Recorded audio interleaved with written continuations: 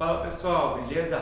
Professor Bruno Figueiredo, como é que vocês estão? Tudo certo? Pessoal, não se esqueçam, se inscrevam no nosso canal Extramate Professor Bruno Figueiredo, compartilhem, divulguem com os amigos, tá? Ajuda o prof aí, beleza? Galera, nossa aula de hoje, tá? Eu vou falar sobre dízima periódica. O que é uma dízima periódica? Da onde que ela é formada?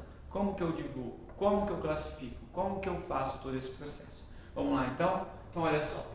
Dízima periódica, pessoal. A dízima periódica nada mais é do que o resultado de uma divisão infinita.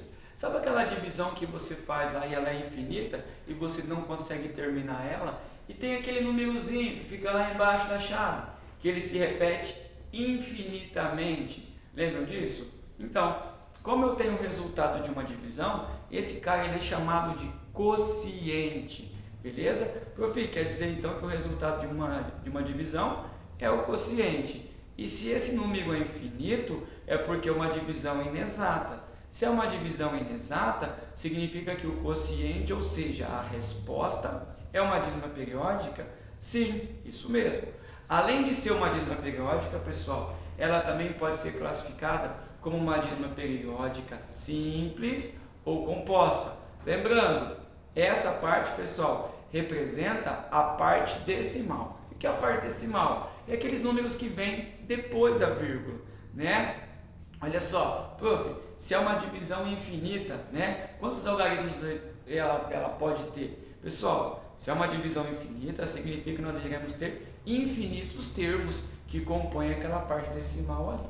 Beleza? Então vamos lá. Como que eu classifico uma dízima periódica?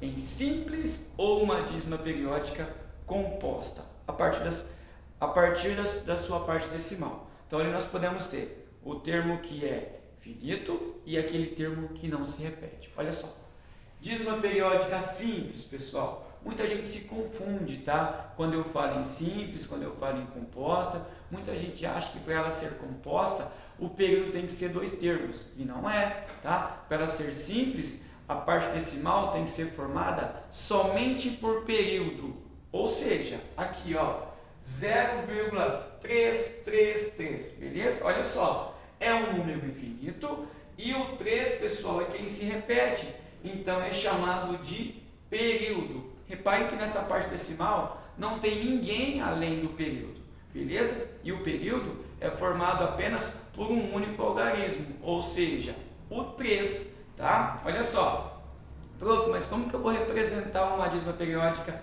simples nesse caso? Pessoal, eu não preciso representar somente com os 3 pontinhos, tá? Eu posso representar também com a barrinha, ou seja, 0,333, infinito, dízima periódica, o 3 é período, eu também posso representar com a barrinha em cima do 3, que nesse caso, essa barrinha fica só em cima do período, olha só, e ela é uma dízima periódica simples, porque a parte decimal é formada somente por período, e o período é um algarismo. Olha o segundo exemplo, 1,25. Quem é o período? 25. Por quê? Porque ela é formada por 25, 25, 25, 25. Ou seja, a parte decimal, galera, é formada somente por período, ou seja, todo mundo se repete infinitamente. Também, da mesma forma, eu tenho 25 com a barrinha em cima. Então, o 25 é período, recebe a barrinha. Outro exemplo, 6,235, 235. Quem que é período? O 235. Prof, mas pode ter período com 3 termos, pessoal? Não tem o limite para a quantidade de algarismos que o período pode ter. Beleza? Reparem que aqui ó, eu tenho 6,235. E a barrinha em cima do 2, do 3 e do 5, beleza? Automaticamente aqui nós temos que o 235 é o período. Prof, quer dizer que esse 235 se repete infinitamente? 235, 235, 235, 235, isso aí, e assim por diante, beleza? Agora 0,666, beleza? Então aqui ó, o 6 é chamado de período e o 6 recebe a barrinha, que também é outra representação da nossa dízima periódica, beleza? Aqui eu tenho 72,111, ou seja, o 1 é período, então o 1 recebe a barrinha. Tranquilo, pessoal? Então essa é a nossa dízima periódica simples, tá? Que eu posso representar com os 3 pontinhos ou com a barrinha. Agora vamos lá.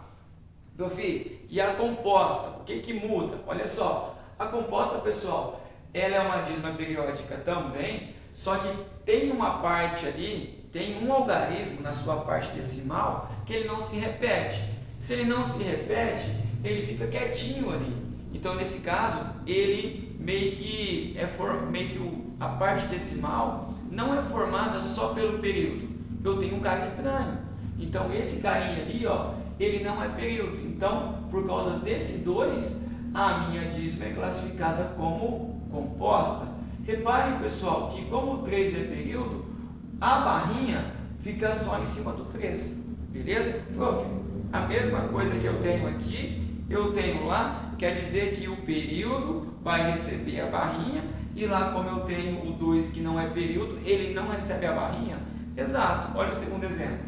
Então aqui eu tenho 1,25454.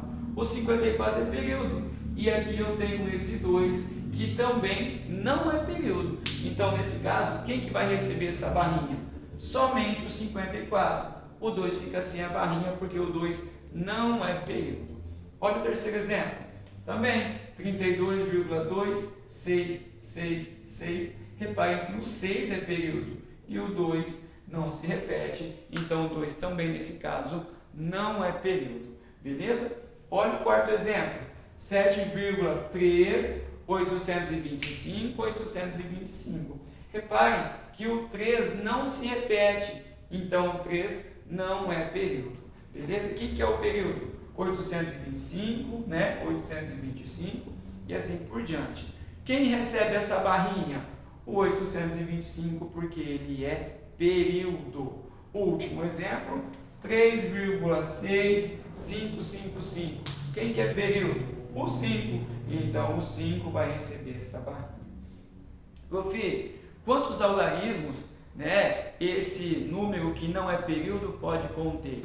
Pode ser um 10? Pode. Pode ser um 15? Pode. Ela vai continuar sendo composta ou tem outro nome? Não, pessoal. Ela continua sendo composta. Retomando então, se a minha parte decimal é formada só por período, simples. Se a minha parte decimal tem um algarismo que não se repete, que não é período, ela é composta. Beleza, pessoal? Até mais. Valeu!